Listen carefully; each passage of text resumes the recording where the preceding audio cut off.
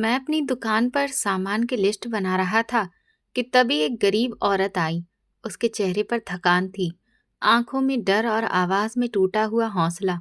बोली, पति के मरने के बाद जब बेटी पैदा हुई तो ससुराल वालों ने घर से निकाल दिया। अब मेरी उस बच्ची के पास पहनने के लिए कपड़े तक नहीं हैं। पूरी रात सर्दी में कांपती रहती है। उसकी बात सुनकर मेरा दिल पसीज गया। मैंने बिना ज्यादा सोचे उसकी बच्ची के लिए अच्छे कपड़े निकाले और खिलौने मुफ्त दे दिए।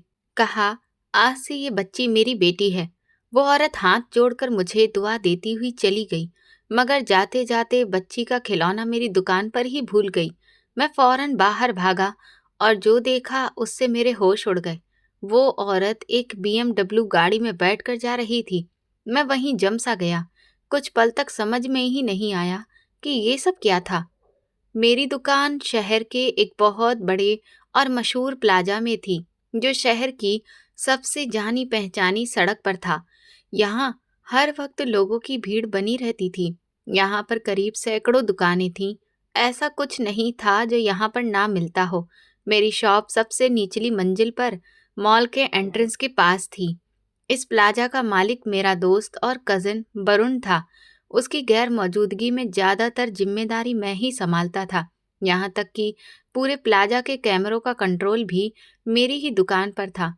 कौन आ रहा है, कौन जा रहा है, कौन क्या कर रहा है, सब कुछ मेरी नज़र में रहता था।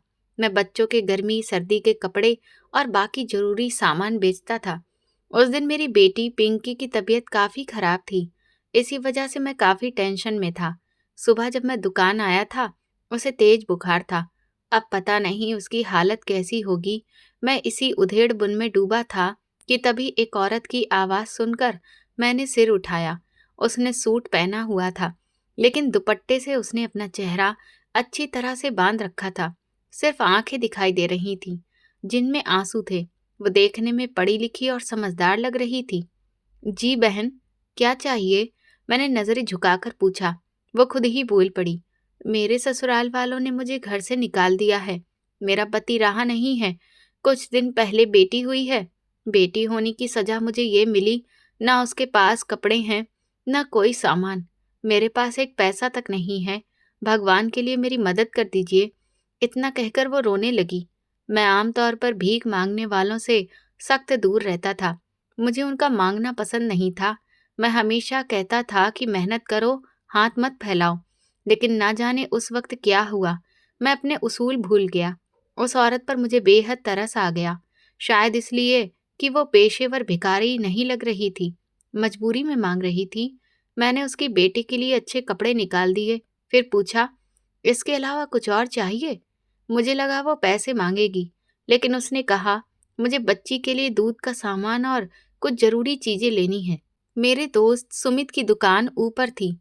मैंने उसे कॉल किया, सारी बात बताई और कहा, जो भी चाहिए दे देना, पेमेंट मैं कर दूंगा। वो औरत शुक्रिया कहकर ऊपर चली गई। थोड़ी देर बाद वो वापस आई ही थी कि तभी मेरी पत्नी का फोन आ गया। वो रोती हुई बोली, पिंकी की हालत बहुत खराब है, जल्दी घर आओ। मैं उसे अकेले अस्पताल नहीं ले जा पा रही। मैं घबरा गया। उस औरत ने भी जल्दी जल्दी शुक्रिया कहा और बाहर चली गई। तभी मेरी नज़र काउंटर पर पड़ी। वो बच्ची का खिलौना वहीं पर छोड़ गई थी। मैं तुरंत बाहर दौड़ा, कर्मचारी को दुकान संभालने को कहा और बाहर निकल गया। देखा तो वही औरत बड़ी गाड़ी में बैठ रही थी। मेरा दिमाग सुन्न हो गया। अगर वो औरत इतनी अमीर थी तो मुझसे मदद क्यों मांगी? इन्हीं सवालों में डूबा मैं घर पहुंचा। पत्नी और बेटी को लेकर अस्पताल जा ही रहा था कि रास्ते में मेरे कर्मचारी का फोन आया। वो कांपती हुई आवाज में बोला, सर, प्लाजा में आग लग गई है। बहुत बड़ा नुकसान हो रहा है। हर तरफ आग है, लोग झुलस गए हैं। लाखों का नुकसान हो चुका है। मेरे हाथ से फोन गिरते गिरते बचा। मैं सन्न रह गया। अभी कुछ देर पहले तक तो सब कुछ बिल्कुल ठीक था। जब मैं मॉल से बाहर निकला था, तब हर चीज अपनी जगह पर थी। कहीं कोई हलचल, कोई गड़बड़ी या कोई अजीब हरकत नजर नहीं आई थी। फिर अचानक ऐसा क्या हो गया कि चंद मिनटों में ही आग भड़क उठी और सब कुछ राख में बदल गया। बीवी और बेटी को अस्पताल पहुंचाने के बाद मैं दोबारा प्लाजा लौट आया। सामने का मंजर ऐसा था कि रूह कांप उठे। हर तरफ आग की लपटें थीं, बच्चों का शोर, रोना, चीख पुकार, औरतों का चिल्लाना, दुकानदारों का मदद के लिए गिड़गिड़ाना। हर तरफ मानो कयामत टूट पड़ी हो। जो जहाँ था वहीं रोए जा रहा था, मगर किसी के पास किसी की मदद करने की ताकत नहीं थी। जब आग और ज्यादा फैलने लगी, तब फायर ब्रिगेड की गाड़ियां पहुंची। उन्होंने पूरी कोशिश की कि आग पर काबू पाया जाए, मगर आग थी कि किसी दुश्मन की तरह सब कुछ निगलती चली जा रही थी। ऐसा लग रहा था जैसे ये आग किसी इंतकाम में लगी हो। समझ नहीं आ रहा था कि ये हमारे गुनाहों की सजा थी या किसी जलने वाले की साजिश। मेरी किस्मत अच्छी थी कि मैं उस वक्त वहां नहीं था। कुछ ही देर पहले वहां से निकल गया था और इस तरह मौत के मुंह में जाने से बच गया। वरुण जोर जोर से रो रहा था। उसका करोड़ों का नुकसान हो चुका था। मुझे अच्छी तरह याद था कि उसने इस प्लाजा को बनाने के लिए दिन रात एक कर दिया था। बहुत कर्ज लिया था, मगर जब प्लाजा बनकर खड़ा हुआ तो थोड़े ही वक्त में उसने सारा कर्ज चुका दिया था। मालिक बनकर वो बेहद खुश था, लेकिन अब उसकी सारी मेहनत, सारी खुशी राख में मिल चुकी थी। हजारों लोग अपनी जान गंवा चुके थे। प्लाजा के बाहर लोगों की भीड़ लगी थी। कोई अपने बच्चों को रो रहा था, कोई अपने माँ बाप को। कई लोग शादी की खरीदारी के लिए आए थे, कुछ बच्चों की सालगिरह के लिए, तो कुछ मौसम के कपड़े लेने आए थे। उन्हें क्या पता था कि आज यही जगह उनकी जिंदगी का आखिरी पड़ाव बन जाएगी। जो अंदर गए वो जिंदा वापस नहीं लौट सके। मैंने वरुण को गले लगाया और उसे ढांढस बंधाने लगा। बोला, सब ठीक हो जाएगा। भगवान चाहेगा तो नुकसान की भरपाई हो जाएगी, मगर जो जानें चली गई वो वापस नहीं आएंगी। वहां मौजूद लोग वरुण को ही जिम्मेदार ठहरा रहे थे।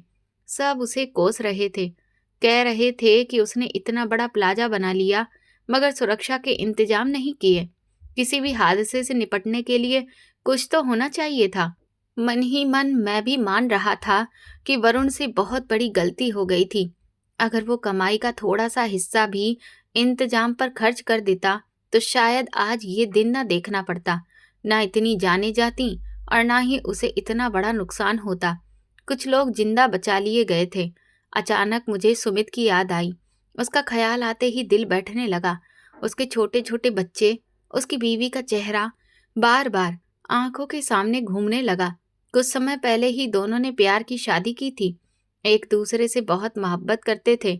भगवान ने जुड़वा बच्चे देकर उनकी दुनिया पूरी कर दी थी। मैं पागलों की तरह मलबे में सुमित को ढूंढ रहा था। आखिरकार वो बुरी तरह जला हुआ रेस्क्यू वालों को मिला।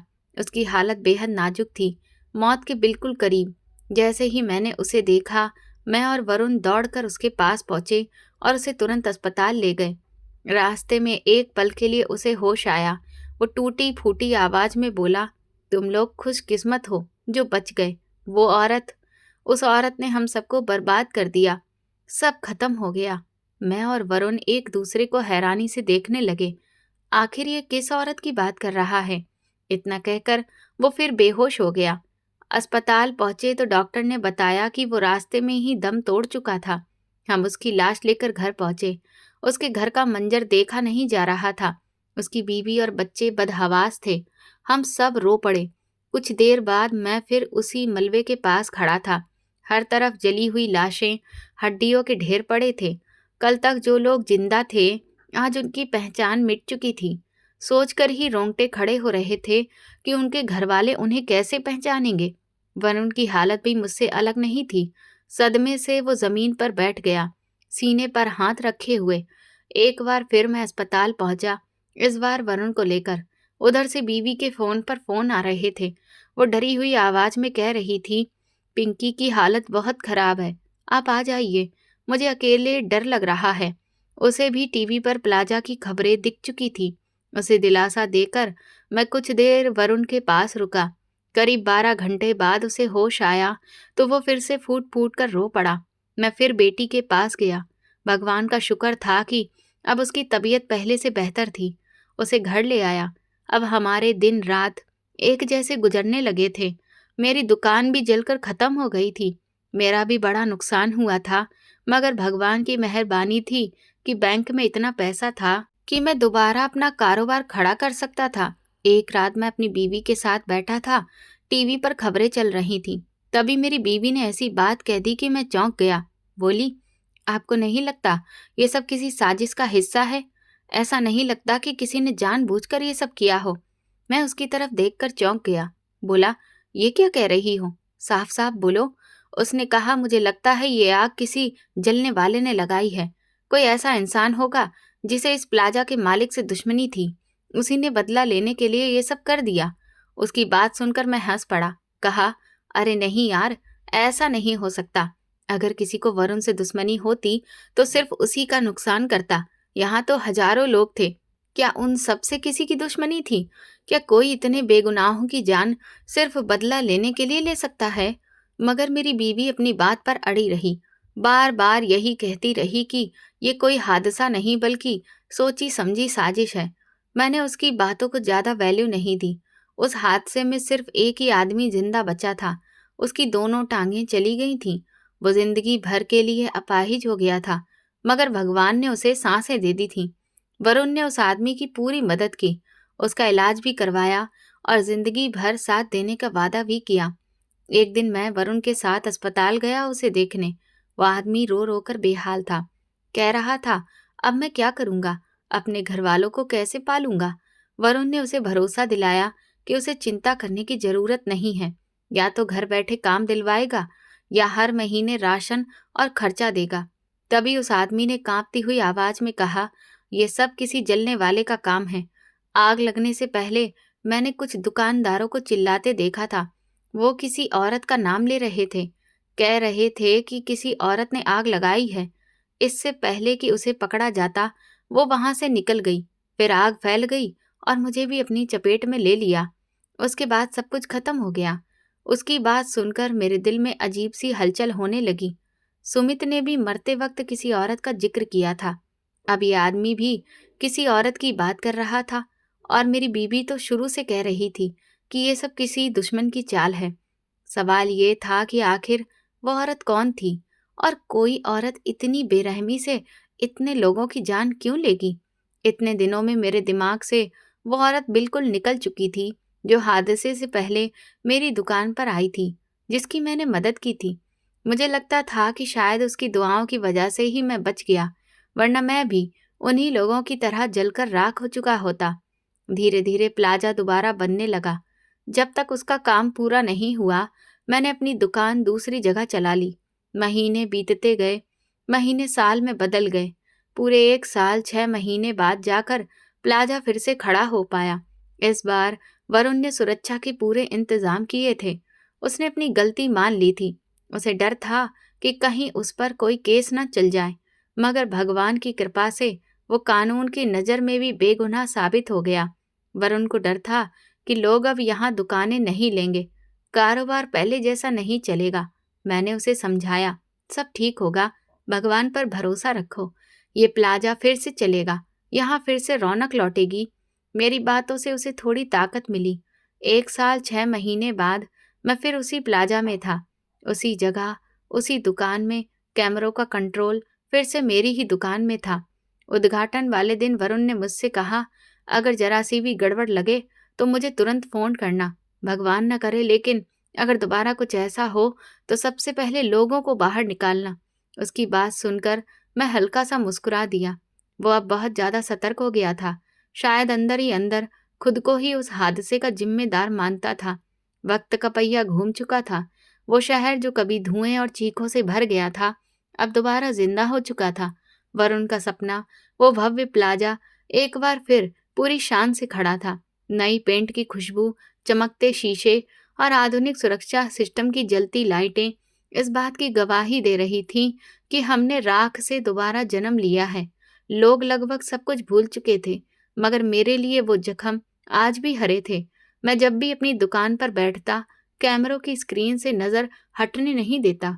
अब सिक्योरिटी का पूरा कंट्रोल मेरे पास था। नए जमाने के कैमरे हर एंगल से आने जाने वाले लोगों पर नजर रखे हुए थे।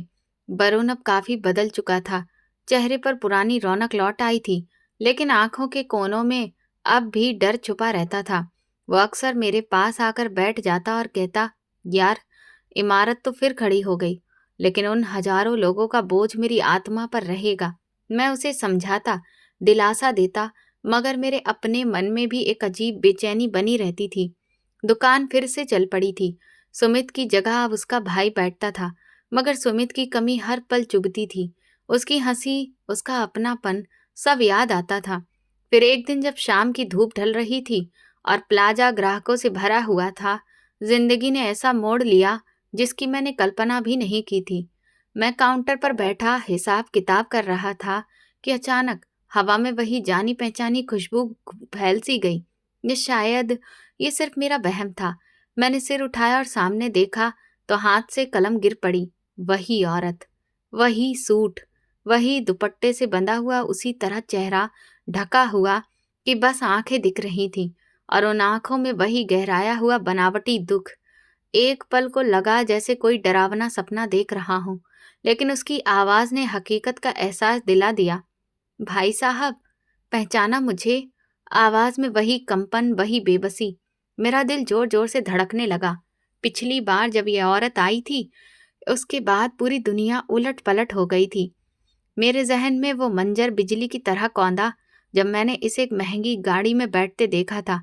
मैंने खुद को संभाला, चेहरे पर मुस्कान लाई और अपने अंदर उठते तूफान को छुपा लिया। हाँ बहन, कैसे भूल सकता हूँ। कैसी हैं आप? और आपकी बेटी कैसी है? मैंने अपनापन दिखाते हुए पूछा, लेकिन मेरी नजरें उसकी हर हरकत को परख रही थीं। वो सिसकने लगी। क्या बताऊं भाई साहब, किस्मत ही खराब है। जिस बेटी के लिए आपसे मदद ली थी, वो अब अस्पताल में भर्ती है। वो बीमार है। इधर ससुराल वालों ने अब कोर्ट में केस कर दिया है मुझसे मेरी बेटी को छीनने के लिए। मेरे पास तो वकील की फीस तक के पैसे नहीं हैं। मजबूरी में फिर आपके पास आई हूँ। भगवान के लिए मेरी इज्जत रख लीजिए।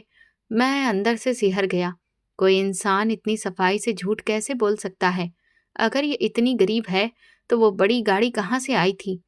उसके पैरों में दिख रही महंगी सैंडल किसी मजबूर औरत की नहीं हो सकती थी। मैंने सोचा, अगर अभी इसे टोक दिया तो सच सामने नहीं आएगा।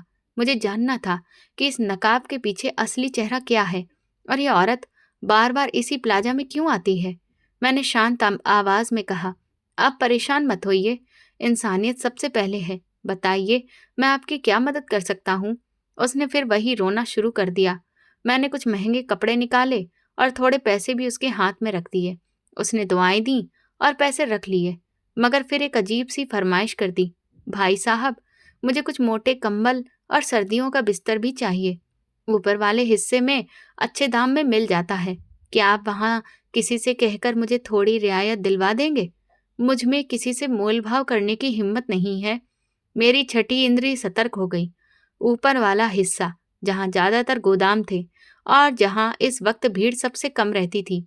मैंने तुरंत फोन उठाया और ऊपर के एक दुकानदार को, जिसे मैं जानता था, कॉल करके कहा कि एक औरत आ रही है, उसका ख्याल रखना।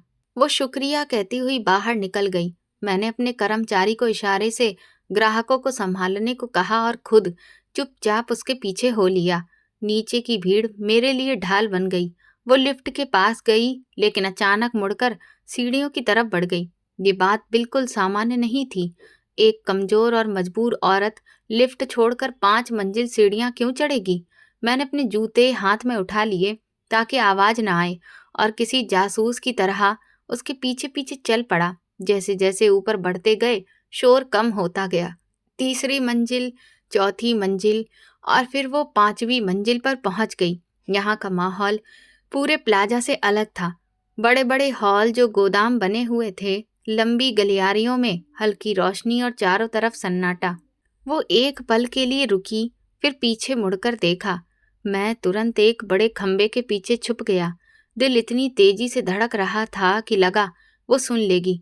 जब उसे यकीन हो गया कि कोई पीछा नहीं कर रहा, तो वो गलियारे के आखिरी सिरे की तरफ बढ़ गई।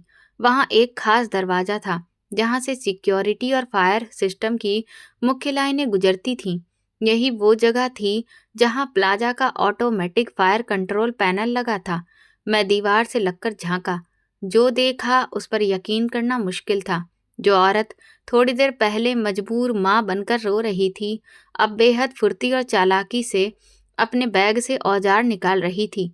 उसने दुपट्टे के भीतर से एक छोटा सा कटर निकाला और फायर सिस्टम की तारों को एक एक करके काटने लगी, ताकि आग लगे तो ना अलार्म बजे और ना पानी के फव्वारे चले। मेरी रीढ़ में ठंड सी दौड़ गई। ये कोई इत्तेफाक नहीं था।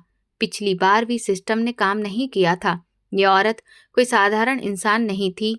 या तो ये शातिर अपराधी थी या फिर किसी बहुत बड़े बदले की आग में सब कुछ जलाने आई थी। उसके काम करने के तरीके से साफ पता चल रहा था कि उसे इस इमारत का एक एक कोना अच्छे से मालूम है। तार काटने के बाद वो रुकी नहीं, बल्कि गलियारे में आगे बढ़ गई। वहां कपड़ों के बड़े बड़े कट्टर रखे थे। उसने अपने बैग से पेट्रोल की बोतलें निकाली, जिन्हें बड़ी चालाकी से छुपाया गया था। वो उन गट्ठरों का पेट्रोल डालने लगी। पेट्रोल की तीखी बू हवा में फैल गई और नाक से होते हुए सीधे मेरे दिमाग तक पहुंची। उस गंध ने पुरानी यादों के जख्म फिर से हरे कर दिए। अब वो औरत बिल्कुल बदल चुकी थी। उसने अपने दुपट्टे को थोड़ा सा हटाया तो उसके चेहरे का एक हिस्सा नजर आया। उसकी आंखों में अब कोई मजबूरी या दुख नहीं था, बल्कि एक अजीब सा शैतानी सुकून और जुनून था। उसने माचिस की डिब्बी निकाली। उसकी उंगलियां बिल्कुल नहीं कांप रही थीं। वो इतनी बड़ी तबाही मचाने के लिए पूरी तरह तैयार थी, जैसे नीचे मंजिलों पर शॉपिंग कर रहे मासूम लोगों की जानों से उसे कोई मतलब ही ना हो। मैंने तुरंत अपना मोबाइल निकाला और कांपते हाथों से वीडियो रिकॉर्ड करने लगा। ये सबूत बहुत जरूरी था, वरना कोई मेरी बात पर यकीन नहीं करता। वो माचिस की तीली निकाल कर उसे जलाने ही वाली थी कि अचानक एक पल के लिए रुक गई। अपने हाथ में पकड़ी तीली को ऐसे देखने लगी जैसे उस आग के भड़कने का इंतजार कर रही हो, जो एक बार फिर सब कुछ राख कर देने वाली थी। मैं अंधेरे में छुपा सांस रोके खड़ा रहा और सोचता रहा कि उसका अगला कदम क्या होगा। वो ऐसा क्यों कर रही है? उसे इस इमारत से, वरुण से या उन बेगुनाह लोगों से क्या दुश्मनी है? पेट्रोल की बदबू इतनी तेज हो चुकी थी कि मुझे डर लगने लगा था कहीं दम ही ना घुट जाए। वो पूरी तरह अपने काम में डूबी हुई थी और मैं उस भयानक सच्चाई का अकेला गवाह था, जो कुछ ही पलों में एक नई तबाही बन सकती थी। मुझे अब साफ समझ आ गया था कि असली दुश्मन कोई हादसा नहीं था, बल्कि यही औरत थी और इसके पीछे छुपा कोई गहरा बदला। यही वो आग थी जिसने पहले भी हजारों घर उजाड़ दिए थे और अब फिर से वही इतिहास दोहराने वाली थी। उस सुनसान गलियारे में जहां पेट्रोल की बदबू सांसों में जहर घोल रही थी, वहां जिंदगी और मौत के बीच सिर्फ एक माचिस की तीली का फासला रह गया था। जो औरत अब तक मजबूरी का चोला ओढ़े थी, वो अब एक बेरहम अपराधी बनकर मेरे सामने खड़ी थी। उसके हाथ में पकड़ी वो तीली किसी भी पल ऐसी आग लगा सकती थी, जो सिर्फ इस इमारत को ही नहीं, बल्कि हजारों परिवारों के सपनों को भी जला देती। मैंने उसके हर कदम को चुपचाप अपने मोबाइल में कैद कर लिया था। फायर सिस्टम की तार काटने से लेकर पेट्रोल डालने तक सब कुछ अब मेरे पास पुख्ता सबूत के रूप में मौजूद था। जैसे ही उसने तीली जलाने के लिए हाथ उठाया, मेरा खून खौल उठा। अब चुप रहने का वक्त खत्म हो चुका था। मैंने पूरी ताकत से छलांग लगाई और किसी शिकारी की तरह उस पर टूट पड़ा। इससे पहले कि वो कुछ समझ पाती या माचिस जला पाती, मैंने उसका हाथ मरोड़ दिया। बस, बहुत हो चुका। तुम्हारा ये गंदा खेल अब खत्म। मेरी आवाज उस सन्नाटे में गूंज उठी। वो बुरी तरह घबरा गई। उसके चेहरे से नकली मासूमियत पल भर में गायब हो गई और उसकी जगह पागलपन भरा गुस्सा और नफरत नजर आने लगी। उसने खुद को छुड़ाने की पूरी कोशिश की। वो जख्मी सांप की तरह तड़प रही थी, मगर मैंने उसकी कलाई कसकर पकड़ रखी थी। मैं उसे घसीटते हुए सीढ़ियों की तरफ ले गया। वो चीखती रही, बद्दुआएं देती रही, हाथ पैर मारती रही, लेकिन मैंने उसकी एक ना सुनी। नीचे लाकर मैंने उसे सिक्योरिटी गार्ड्स के हवाले कर दिया। वो जमीन पर बैठी चिल्ला रही थी। मैंने तुरंत फोन निकाला। पहली कॉल वरुण को की। वरुण, फौरन मेरी दुकान पर आओ। प्लाजा का दुश्मन पकड़ा गया है और तुम यकीन नहीं करोगे कि वो कौन है। दूसरी कॉल मैंने पुलिस को की और उन्हें बताया कि कैसे आखिरी वक्त में एक बहुत बड़ी तबाही रोकी गई है। कुछ ही मिनटों में वरुण हाँफता हुआ मेरी दुकान पर पहुंचा। उसके चेहरे पर डर साफ नजर आ रहा था। माथे पर पसीना चमक रहा था। जैसे ही उसकी नजर उस औरत पर पड़ी जब सिक्योरिटी गार्ड्स के घेरे में बैठी रो रही थी, उसके कदम वहीं जम गए। उसका चेहरा सफेद पड़ गया। वो जैसे पत्थर का बुत बन गया हो। उसकी आंखों में पहचान, दर्द, पछतावा और हैरानी सब एक साथ नजर आ रहे थे। ऐसा लग रहा था जैसे वो किसी पुराने भूले हुए दौर में खो गया हो। उसके चेहरे के भाव देखकर मुझे समझ आ गया कि ये दुश्मनी कोई मामूली नहीं थी, इसकी जड़ें बहुत गहरी थीं। माही। वरुण के गले से बस यही एक शब्द निकला। उस एक शब्द में बरसों की तड़प, टूटी हुई उम्मीदें और दिल में दबी गहरी पीड़ा साफ झलक रही थी। तभी पुलिस भी मौके पर पहुंच चुकी थी। मैंने इंस्पेक्टर को वो वीडियो दिखाया जो मैंने अभी अभी बनाया था। फिर उन्हें कंट्रोल रूम ले जाकर सीसीटीवी फुटेज भी दिखाई, जिसमें साफ नजर आ रहा था कि ये औरत फायर सिस्टम से छेड़छाड़ कर रही है और कपड़ों के गट्ठरों पर पेट्रोल डाल रही है।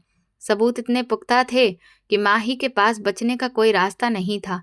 चारों तरफ सबूतों का ढेर और पुलिस की सख्ती देखकर आखिरकार उसका नकली हौसला टूट गया। उसने अपना गुनाह कबूल कर लिया, मगर उसके चेहरे या आवाज में कोई पछतावा नहीं था, बल्कि एक अजीब सा जीत का घमंड और नफरत थी। वो चीखने लगी, हाँ, मैंने ही सब किया है। आग भी मैंने ही लगाई थी। आज भी मैं इस इमारत को जलाकर राख कर देना चाहती थी। मैं वरुण को बर्बाद देखना चाहती थी। मैं चाहती थी कि वो वही दर्द महसूस करे जो मैं सालों से अपने सीने में ढो रही हूँ। मैंने उसे वही तकलीफ देना चाही जो उसने मुझे दी थी। उसने मेरी तरफ नफरत से देखा और बोली, मैं तुम्हारे पास जानबूझकर आई थी, तुम्हारी सहानुभूति पाने के लिए। मुझे पता था कि इस प्लाजा का सिक्योरिटी सिस्टम तुम्हारे हाथ में है, इसीलिए मैंने गरीब और मजबूर औरत बनने का नाटक किया ताकि तुम मुझ पर शक न करो और मैं आराम से ऊपर जाकर अपना काम कर सकूं। पिछली बार भी मैं इसी तरह कामयाब हुई थी। तुम लोगों की हमदर्दी ही मेरा सबसे बड़ा हथियार रही है, लेकिन इस बार तुमने सब चौपट कर दिया। पुलिस माही को हथकड़ी लगाकर जीप में डालने लगी। उधर वरुण वहीं कुर्सी पर ढह गया, जैसे उसके शरीर से सारी ताकत निचोड़ ली गई हो। उसकी आंखों से आंसू लगातार बह रहे थे। उसके जाने के बाद मैंने वरुण के कंधे पर हाथ रखा, उसे पानी दिया और गंभीर आवाज में पूछा, अब बस करो वरुण, आखिर कब तक ये खामोशी? मुझे सच सच बताओ, ये औरत कौन है और इसकी तुम्हारे साथ ऐसी क्या दुश्मनी है कि ये हजारों बेगुनाह लोगों की जान लेने पर उतर आई? वरुण ने लंबी सांस ली। उसकी आवाज कांप रही थी, वो कपकपी जो सिर्फ बरसों से दबे दर्द से पैदा होती है। उसने कहा, ये माही है, मेरी यूनिवर्सिटी की क्लासमेट।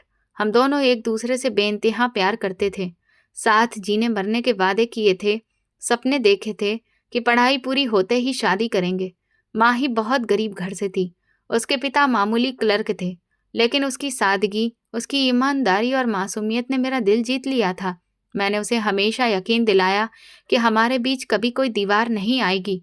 वो कुछ पल रुका, जैसे बीती यादों को जोड़ रहा हो, फिर बोला, जब मैंने घर में उसके बारे में बताया तो मेरे माँ बाप ने साफ मना कर दिया। उन्हें एक अमीर और खानदानी बहू चाहिए थी। उन्होंने माही की गरीबी का मजाक उड़ाया और मुझ पर दबाव डाला कि अगर मैंने उससे शादी की तो वो मुझे जायदाद से बेदखल कर देंगे। मैंने बहुत लड़ाई की, बगावत भी की, लेकिन हालात ऐसे बने कि माही को लगा मैंने उसे धोखा दिया है। उसे लगा मैंने दौलत और खानदान के लिए उसे छोड़ दिया। वरुण की आंखों से आंसू गिरते रहे। उसने मुझे कभी माफ नहीं किया। गुस्से और टूटे दिल के साथ उसने एक बहुत अमीर लेकिन उम्र दराज आदमी से शादी कर ली। बाहर से उसकी जिंदगी शानदार हो गई, गाड़ी, बंगला, पैसा, सब कुछ। लेकिन उसके दिल की नफरत कभी खत्म नहीं हुई। उसे लगा ये प्लाजा, मेरी तरक्की, मेरी कामयाबी उसके जख्मों पर नमक है। उसने अपनी सारी दौलत सिर्फ एक मकसद के लिए लगा दी, मेरा सुकून तबाह करने के लिए। पिछली बार जब आग लगी उसे लगा मैं पूरी तरह टूट गया हूँ, लेकिन जब मैं फिर खड़ा हो गया तो उसका पागलपन और बढ़ गया। मैं खामोशी से सब कुछ सुनता रहा। अब मुझे उसकी महंगी गाड़ी, उसका नाटक और उसका बदला हुआ चेहरा सब समझ आ रहा था। वो गरीब नहीं थी, वो बदले की आग में जली हुई औरत थी। एक ऐसी औरत जिसने अपनी पूरी जिंदगी नफरत पालने में बिता दी। उसे इस बात का एहसास ही नहीं था कि उसके जुनून ने कितने मासूम बच्चों को अनाथ और कितनी औरतों को विधवा बना दिया है। उसके लिए तो बस वरुण का नुकसान ही मायने रखता था, चाहे इसके लिए हजारों जानें ही क्यों न चली जाएं। माही का केस अदालत में चला। मैं खुद उसका सबसे अहम गवाह था। मेरे पास मौजूद वीडियो और फुटेज ने उसके गुनाहों पर आखिरी मोहर लगा दी। उस पर हत्या की कोशिश, आतंक फैलाने और करोड़ों के नुकसान जैसी गंभीर धाराएं लगी। उसका पति जो एक बड़ा बिजनेसमैन था, जैसे ही उसे माही की असलियत का पता चला, उसने उसी पल उससे सारे रिश्ते तोड़ लिए और बिना देर किए तलाक दे दिया। माही एक झटके में बिल्कुल अकेली रह गई। जिस दौलत, गाड़ियों और रौब दबदबे के पीछे छुपकर वो ये सारे काले काम कर रही थी, वो सब पल भर में मिट्टी में मिल गया। अदालत ने उसे उम्र कैद की सजा सुना दी। जब पुलिस उसे जेल ले जा रही थी, तब उसके चेहरे पर वो शैतानी मुस्कान नहीं थी, बल्कि डर और पछतावे की साफ लकीरें थीं। जो औरत कभी दूसरों को आग में झोंक कर राख करना चाहती थी, आज खुद अपनी नफरत की काल कोठरी में बंद हो चुकी थी। उसकी जिंदगी अब बिल्कुल बेमकसद हो गई थी। इस पूरे हादसे के बाद वरुण ने एक बड़ा फैसला लिया। उसने अपने प्लाजा का एक बड़ा हिस्सा उन अनाथ बच्चों और विधवाओं के नाम कर दिया, जिन्होंने पिछली आगजनी में अपने लोग खो दिए थे। माही को तो कानून ने सजा दे दी थी, लेकिन वरुण अपने दिल के बोझ को हल्का करने के लिए इंसानियत की राह पर चल पड़ा। वह आज भी यही कहता है कि इमारतें दोबारा खड़ी हो सकती हैं, लेकिन जो भरोसा और जानें चली जाती हैं, उनकी भरपाई कभी नहीं हो सकती। प्लाजा के बाहर जिंदगी फिर से चल पड़ी थी। लोग फिर से आते जाते, हंसते बोलते नजर आने लगे थे, मगर अब हालात पहले जैसे नहीं थे।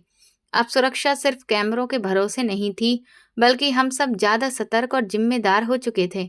माही का अंजाम हम सबके लिए कड़वा सबक बन गया था कि बदले की आग चाहे किसी के लिए जलाई जाए, सबसे पहले वही इंसान उसमें जलता है जो उसे सुलगाता है।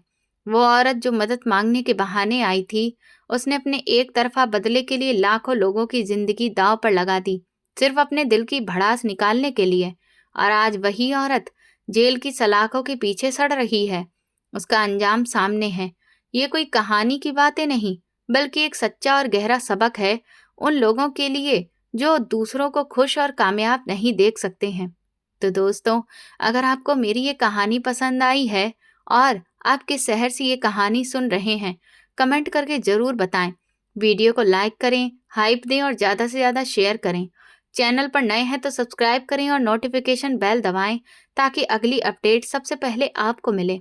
ये कहानी पूरी तरह से काल्पनिक है।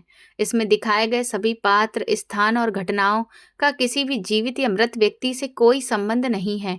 यदि किसी नाम, घटना या स्थिति से कोई समानता प्रतीत हो, तो वो केवल संयोग है। इस कहानी का उद्देश्य किसी धर्म, समाज या व्यक्ति की भावनाओं को ठेस पहुंचाना नहीं, बल्कि एक सामाजिक संदेश देना है। धन्यवाद।